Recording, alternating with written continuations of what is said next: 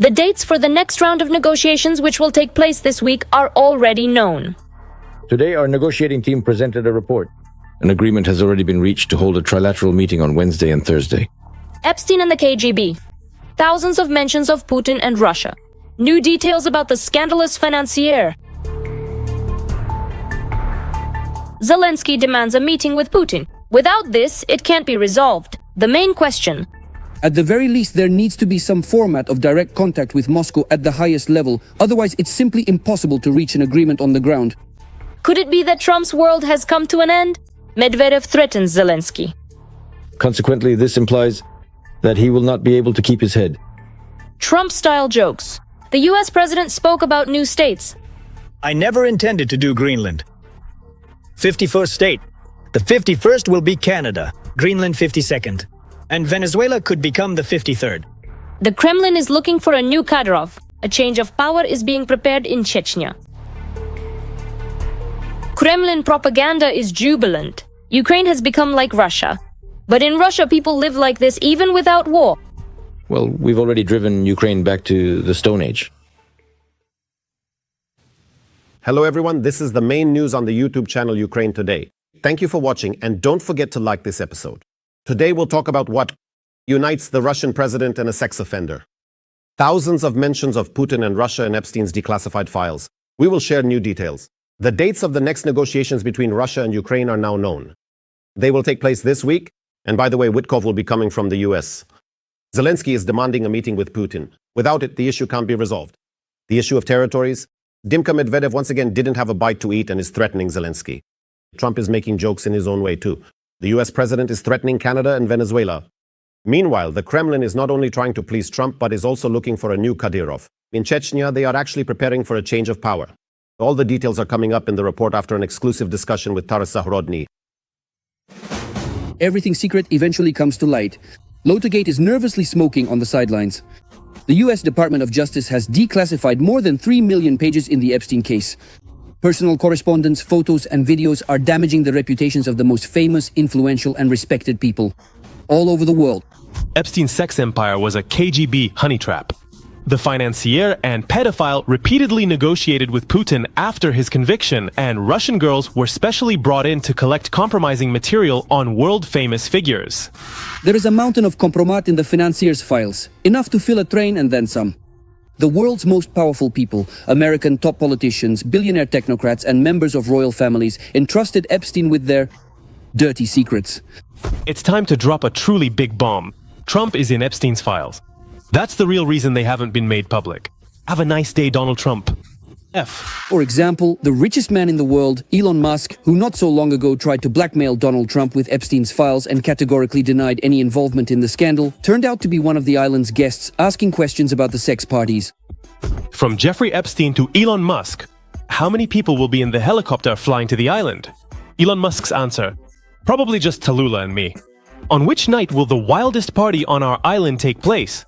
As revealed by the newly surfaced files, at first glance, he's a genius, billionaire, philanthropist, and just a humble guy. Bill Gates allegedly cheated on his wife regularly on the island. One of his many betrayals.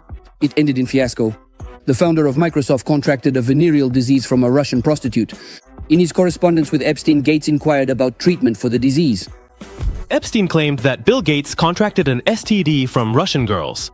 According to a recently published email, the founder of Microsoft asked for antibiotics so he could secretly pass them on to his wife Melinda. In addition to influential billionaires, Epstein had dozens of gigabytes of compromising material on top politicians from the US and beyond. The disgraced British Prince Andrew was almost his favorite photo model. Jeffrey, former Democratic President Bill Clinton, current US Secretary of Commerce Howard Lutnick, and of course US President Donald Trump. Fortunately, I have never been to Epstein's island, but it must be beautiful. Based on the published files, the head of the White House, to put it mildly, is being disingenuous. Donald Trump not only visited Epstein's island, but also held similar sex parties, including with the financier at his own Mar-a-Lago residence. Furthermore, the files contain various testimonies and accusations against the US president in the context of sexual crimes against children. Interestingly, at the beginning of January, the president of Colombia called the aggressive US foreign policy in Latin America an attempt by Trump to cover up his involvement in the corruption of minors. The pedophile clan wants to destroy our democracy. To prevent Epstein's list from being made public, they send warships to kill fishermen and also threaten our neighbors with invasion. The Epstein files also mention the names of top Russian politicians. At least 5 times in the correspondence, the now deceased Vladimir Zhirinovsky is mentioned. The Americans dubbed him a nationalist clown. Zhirek did not directly participate in the financier's sex parties, and the former LDPR leader had no need to. After all, Putin's court jester could always throw such parties himself without the help of the American sex trafficker.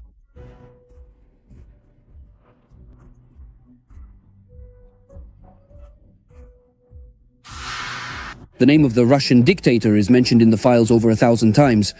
Moscow, almost 10,000. In personal correspondence dating back to the mid-2000s, the American financier, through intermediaries including former Israeli Prime Minister Ehud Barak, offered assistance to Putin in restructuring Russia's financial system. After Donald Trump was elected President of the United States in 2016, Jeffrey advised the Kremlin elite on matters of control and communication. With the head of the White House, from Epstein's correspondence with then-head of the Council of Europe, Torbjörn Jagland, it is known that at first the intermediary was Russia's representative to the UN, Vitaly Churkin, and after his death in 2017, it was Russia's Foreign Minister Sergei Lavrov. Churkin was excellent. After our conversations, he understood Trump. It's not difficult. I think you could suggest to Putin that Lavrov talk to me and get valuable information from our conversation. At the moment, it is gaining more and more popularity in Western media and among the public. The theory, now supported by files, is that Epstein was one of the most successful agents of the Russian intelligence services, who, under the guise of consulting in the interests of the Kremlin, collected a huge amount of compromising material on the most influential and well-known figures in the West. Political technologist Taras Zagorodnik is joining us now. Taras, hello. I'm very glad to see you. Yes, hello. Taras, so we've just received information that air defense is on its way to us. On Wednesday, NATO Secretary General Rutte will visit Kyiv and will even speak in the Verkhovna Rada. It immediately brings to mind, do you remember when Kit Kellogg visited us and we joked that at least we could finally get some sleep? So, As for Rutte, I have serious doubts. Do you think Putin might decide to launch a strike during the visit? Is Rutte not as much of an authority for him as Kellogg? Who is Rutte to him? Well, who is Rutte? Rutte is just another official from an organization like the UN, for example. That's why I don't think this will happen. It's not really an obstacle for him. But I had another thought. Why can't European leaders now set up a rotation in Ukraine like Keith Kellogg did? During the tough days, he would come for a week at a time. Why not set up a schedule? Melanie is making some visits in Odessa, for example. Macron could be somewhere in Zakarpattia. Let him even go skiing in the Carpathians. Why not? And so on and so forth. Is this a utopian idea? Or could our partners actually take such a step? Ukraine just needs to hold out for this month. For Putin, Europeans don't mean anything at all. They have no authority for him. He'll shoot whenever he wants. Americans, yes, they're a bit wary of Americans and the Chinese too, but everyone else, to him, they're just a bunch of inadequate people who are somehow trying to pretend to be something, so it won't scare him at all. We need to get Kushner on skis, but he probably won't risk it. I see. All right. Let's start with the Epstein files then. What do you think? Because from across the ocean, we can't really see, especially since we Ukrainians are now more preoccupied with guessing and preparing for a possible or likely new attack, right? But how much of a real problem has the release of this latest huge batch of files become for Trump, which I guess is being discussed over there now? Well, I don't know. I think it won't be a big problem for him. People will talk about it and then calm down. That's one. Second, why? Because the Democratic Party is also fully implicated in all of this. And many prominent representatives of the Democratic Party, there were comments about whether it's a threat or not a threat. Here's a direct question. Why didn't Biden release these files? Epstein's? They've been known for a long time. Because the Democrats suspected that many people would be fully implicated there, including leaders of the Democratic Party, and then they'd start smearing each other, because in reality, there's nothing about Trump there anymore. Well, just some correspondence, some conversations. Bill Gates, for example, interesting. He's a sponsor of the Democrats, for instance.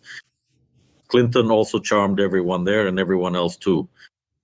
So I don't think this will really somehow fit in as somehow additionally lead to anything about Trump. Why? Because, well, you know, it reminds me of a story like So during the 2004 elections, at first only a small circle of people knew that Yanukovych had 2 convictions, right? And the Party of Regions more or less knew about it too, but they just came out and said it. Remember, there was a press conference with Hannah Herman who came out and said, yes, Yanukovych has 2 convictions, so what? They organized a press tour to Donetsk, to Yena Kiev, showed everything, explained and so on, and that was it. Then they talked and it turned out there was no more compromising material. And it became just a kind of background issue, especially since for Donbass, this wasn't really considered a crime at all. In this case, because that was just the specific character of the region at the time. And that's why I think they'll talk, but they won't really find anything significant. The Republicans will drag the Democrats through the mud and the Democrats will try to get something on Trump. That's all there is to it. And don't you think that Russia has lost some of those levers to blackmail Trump that so many people talked about? And we always thought they had Trump by the throat, but it turned out they were holding him by something even more sensitive, right? Most likely. Well, look, again, and it seems to me that the opportunities for blackmail have sharply decreased now. Well, there weren't really any before either. Look, compromising material that has already been published is no longer compromising material. It's just an informational message. No, I don't think there are any, like people here like to talk about Agent Krasnov and all that. I think that's made up too, because the way they're going after things now, they're hunting tankers, Russian ones destroying the oil industry. Listen closely to this. Even Reagan himself could never have dreamed of a situation like this, or the way that Trump's inner circle is now systematically tearing apart the primary pillar that Russia relies on. That's the export of Russian oil. Things that seem to us, Trump's strange behavior is actually determined by overall US policy toward Russia for the last 150 years. Yes, they like Russia. It's a very convenient country for them. It doesn't create anything useful, but it does create a lot of problems, for example, for Europe. It creates a lot of problems for Europe, and Europeans run to the US asking for help. And of course, it turns out that this help is naturally far from free. The Americans twist the Europeans' arms. That's the simple business model. So, to say that this has anything to do with some kind of compromat or blackmail, and so on, well, I honestly do not believe that is the case at all. Look, you really have to pay close attention to a person's actual physical actions and behaviors, rather than just listening to their empty talk, imaginative fantasies, or various other abstract things that simply cannot be truly verified by looking at the concrete facts and the objective reality of the situation. All right, let's look at the actions. The negotiations in Abu Dhabi were unexpectedly rescheduled to February 4th and 5th, right? And unexpectedly, Vitkov showed up at them. And here's the question. Is his presence an attempt to increase pressure on Ukraine? Or is it to push this deal through at any cost? Or, on the contrary, is it possibly an increase in pressure on the Russian Federation? No, I think it's better for us if Vitkov is there. He's kind of a witness, because the Russians might say some nonsense during these things. Well, for example, someone might come out, let's say whoever was visiting, and say, that's it, they've agreed to leave Donbass. And then the idea refutes all these things. I think that it was. Are you talking about the danger of holding one-on-one negotiations between Russia and Ukraine? Yes. Of course. I think it's related to that. Well, Vitkov, what can he push through there? It's like you came up with these negotiations yourself, so you deal with them yourself, as they say, because there are no negotiations at all. There are meetings right now. There are meetings now that basically aren't leading anywhere. In fact, there are no negotiations anyway. But there are some discussions going on about some documents regarding Ukraine and Russia, or rather Ukraine and the USA. But the point is, Russia was and remains firm in its positions, and those positions will remain unchanged. That is this: Ukraine must withdraw from the 4 regions and renounce NATO.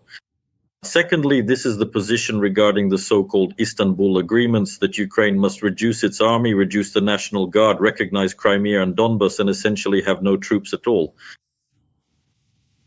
Not have the ability to defend itself, not produce weapons, not possess heavy weaponry, and other tempting things that would allow Russia to destroy our state at any moment.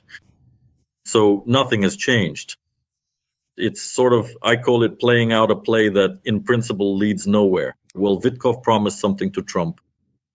Now he goes around trying to show that he's doing something, supposedly that something is happening. Nothing is happening and nothing will happen. And again, I want to draw everyone's attention to the fact that Rubio is not here. Rubio distanced himself from this matter from the very beginning. By the way, he was the one who torpedoed these negotiations. Remember when those congressmen suddenly came out and said that this was basically a Russian list, that someone wanted them? And it was Rubio who told them that.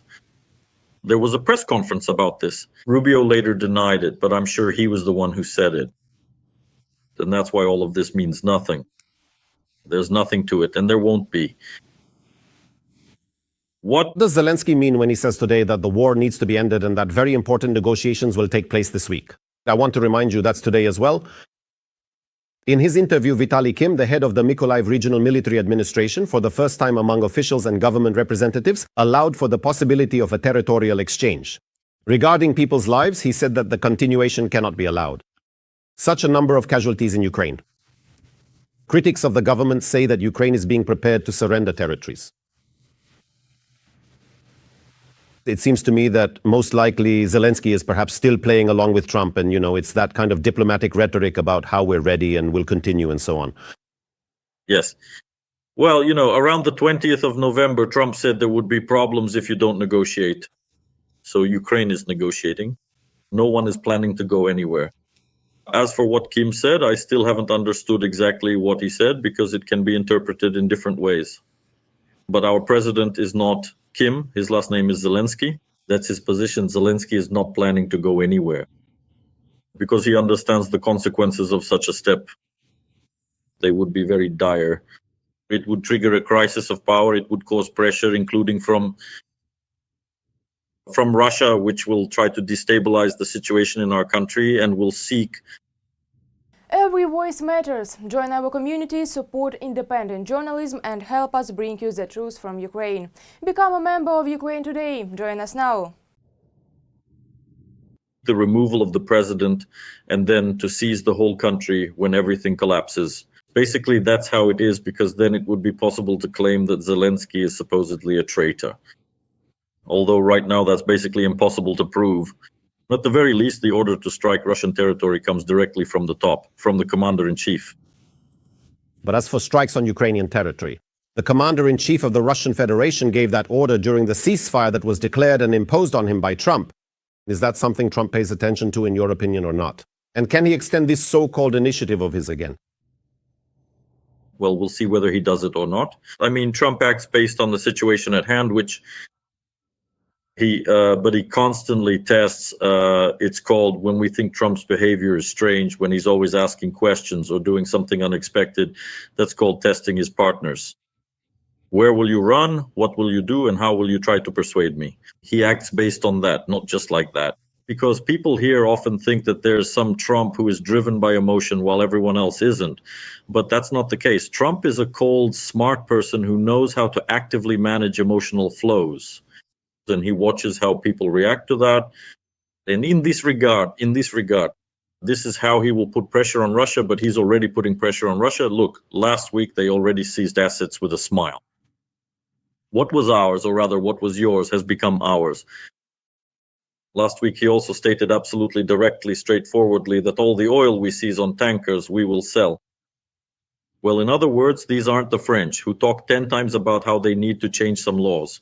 They just took the oil, sold it, I'm sure at low prices too. In the US, they'll make diesel prices will drop even further, and then Trump will say that under Biden, this never happened. So they've just gone ahead and are now hunting for Russian oil exports. Again, not out of love for Ukraine, but because it's about protecting their national interests. And accordingly, how he might act is a question, because look, what he's doing in negotiations, this is called creating an atmosphere of uncertainty. You don't know what your opponent is going to do. This is one of the principles of negotiation. You can't anticipate your own reaction, or you end up spending a lot of resources on fairly pointless things. So in this regard, he is absolutely logical. He is pursuing his own interests. But I think he already feels that basically this is leading nowhere, this whole story related to negotiations. Taras, in one of your interviews, we talked, a few months ago, about how we are approaching the point where the question of time becomes very important. Who can hold out longer, roughly speaking? And you said that for Ukraine? It's easier in the sense that all of Europe and the United States are behind it. After all, for better or worse, weapons are being supplied through Europe, us. But Russia has practically no such crutches for support. As of today, I want to remind our viewers that you are an economist by education first and foremost. What is the time lag left for the Russian Federation? Are you already seeing these warning signs for the Russian economy as of the results of the first month of 26th year? This year will be significantly worse than the previous one. Why? Because... For them? For them, of course. Why? Because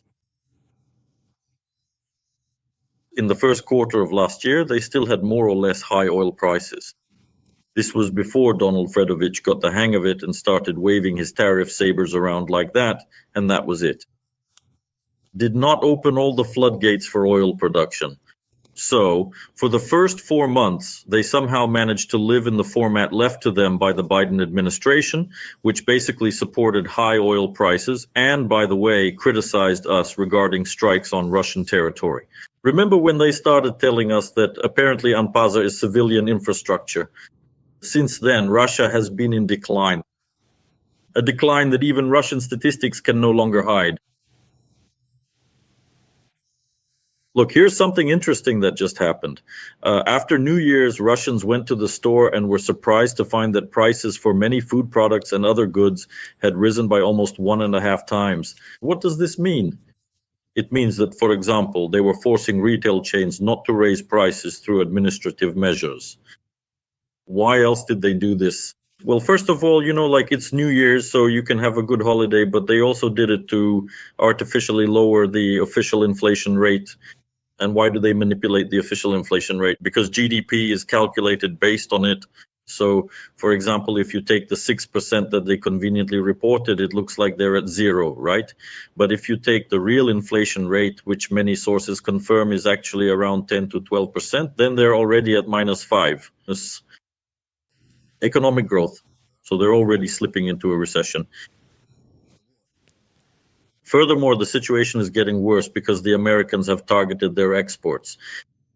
And now, together with Ukraine, let me remind you that Ukraine began systematically shelling oil refineries and also hitting tankers starting around the middle of last year. For half a year now, there have been systematic strikes, and all of this taken together is leading to a sharp reduction. And in addition, they impose sanctions against Rosneft and Lukoil. They're putting pressure on India to stop buying Russian oil. They've also effectively taken control over Venezuela. This means that Russians will have fewer and fewer opportunities to trade oil. That's the main point. It's not just the Russian economy that depends on this, but Russia as a state as a whole. Next, you're asking about specific timeframes. But in principle, no one can give you an exact time frame. No matter what they say, you really need access to internal information to understand that. But it's important to understand that the logic of what's happening in Russia now is completely in line with what happened in the Soviet Union. Only the situation is even worse now. Why? Because no one was bombing the Soviet Union. There were no sanctions against it. And at that time, the US was not an exporter of oil and gas. They were importers of oil and gas. Therefore, based on indirect indicators, because, if you can't see all the statistics, the state of the economy can be determined more or less by looking at the main sectors of production that can't be hidden. This is called the real product measured in physical terms. For example, there was a sharp drop in purchases of trucks in Russia last year by 30%. This means, roughly speaking, that there is nothing to transport. If cement production plants are shutting down, it means there is a sharp halt in real estate development. At the same time, this hits the metallurgy sector because they are consumers of metals. Next. You can look at other value-based indicators. For example, the number, as noted by Russian retailers themselves, Russians have suddenly started buying much less of everything. This is evidence of very negative trends in their sentiments. Furthermore, in Russia right now, they have effectively started blocking money in accounts. Banks there now have the ability to block all accounts at any moment. If, as they say, it seems you are under the influence of fraudsters, that is, without any trial or investigation, they can block all your cards. And this is happening on a massive scale. And this is logical. In the Soviet Union, money was also effectively confiscated. Remember, there was an exchange of 50 to 100 rubles. And the inability to finance both state budgets and local budgets and so on. That's why I think that some good and amusing things for us will become quite obvious already in the first quarter. There will be cuts in spending on the economy. Next, there are also some interesting trends, like the fact that even in military production, they've hit a deadlock. This means that they cut spending on military production back in the middle of last year because there's a lag effect. And essentially, they're repeating the path of the Soviet Union again, but in an even worse scenario. And from here on, everything depends on Ukraine, first and foremost. How effectively Ukraine can, for example, stop Russia's exports, at least from Novorossiysk. Ideally from the Baltic Sea as well. If this is combined with actions from the US, well, then they simply won't have any money left even to finance the war at the current scale. They'll have to cut back on that as well. There will be some expenses they simply won't be able to cover. That's how I see it. So basically, there are no options left, none at all. They can't stop the war. Even if they do stop the war, no one is going to lift the sanctions against them. And what does that mean? Russia without oil and gas exports to Europe? Well, that's just a dead country that's falling apart. So if we're talking more or less about the timeline, well, the timing depends primarily on us. It depends on how intensively we produce weapons and strike Russian territory. First and foremost, oil exports are their weak spot because that's everything for Russia, absolutely everything. Then there will be a significant multitude of notable economic developments, a looming recession, and rapidly rising inflation. We'll see it quite noticeably in the first quarter. They won't be able to hide it anymore. And then, again, it depends on Russia's behavior because the economy can take different forms. In the Soviet Union, well, there was some kind of economy. People stood in lines, somehow bought things. Well, it existed somehow. There was a limited assortment. You had what you had. You were satisfied with it and so on. Here, it depends on many factors, like will there be a black swan event, for example, if Kadyrov dies, or will Ukraine manage to organize a blackout, especially in Moscow? And many other things as well, because in principle, the fact that their standard of living is sharply declining is already obvious to the naked eye. Even they can't deny it anymore. But most importantly, this even affects the military industry. Why? Because if there is a downturn in the entire industry, it also hits the military industry, because the military industry is a part of the overall industry. For example, if before, let's say, due to a lack of orders from the construction sector, metallurgists are cutting back production. This means that the price of metal, for example, for military equipment is also rising, and significantly so because they operate on large volumes. There are fixed costs involved, salaries, purchasing energy resources, and many other things. And as a result, this leads to the fact that they are unable to, in other words, for example, the cost of producing weapons is increasing. And this means it puts a strain on budget revenues. But where will the budget revenues come from if oil prices have dropped? So all of this is interconnected. I expect good news already in the first quarter by the middle of this year. The cost will rise even for those same weapons that they won't be able to sell for export and will lose during this war. So, roughly speaking, you can't just spread it on bread for yourself. No. You fully need to understand what modern military operations entail. Production is. It's money into nowhere. Money for the evening. In this case, it's for the whims of that balding dictator. Or they want to tax online casinos. So what? That's not production either. It's just money flowing from one cash register to another. Some will get richer, others will become even poorer. But methods like these won't save the economy. And I want to point out that no, it's just that this isn't external financing. So you're just spinning around inside. It means nothing. Yes, it's all within the country. It's not Masha who will eat it up, but Uncle Pasha, you see? But I want to point out that there are more and more of these kinds of initiatives, foolish ones that don't save the economy. And that's also telling. It means they're already frantically trying to fill the budget with anything, any way they can. I think that's also very important. But all we can wish them is plague, locusts, fires, flamingos, and Neptunes on both their houses. And may this rotten country finally fall apart. Taras, thank you so much for a very interesting conversation. Thank you for the time you've given us. We're always very happy to see you. I want to ask our viewers to subscribe to your YouTube channel. Believe me, I find it very interesting there. I'm subscribed myself and watch regularly. Taras Zahorodny, political technologist, was my guest today. Until next time, Taras, and to our viewers as well. Yes, goodbye.